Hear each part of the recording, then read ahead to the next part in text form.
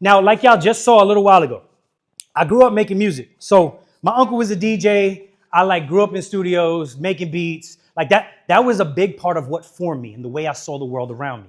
Now, this is a very simple DJ setup. Is anybody here mess with production, making beats, doing any of that kind of stuff? Yeah? What program you use, bro? GarageBand? Okay, that's one. What you use, bro? FL Studio? Cool. So look, in a similar way, this would be connected to my laptop. And I would have a playlist, and I would put a song on this side and a song on that side. And when I want to listen to the song on this side, I just take the fader and put it on that side. When I listen on this side, you take it and put it on that side.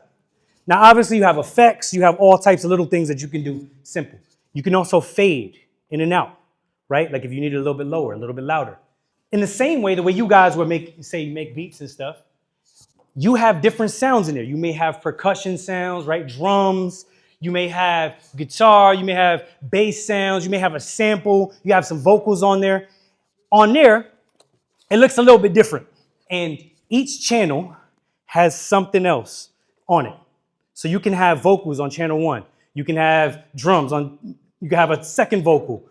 And you see how look, I fade up, fade down. That's how I'm going to hear it. So sometimes you have them all the way up. Sometimes you have them balanced at different places.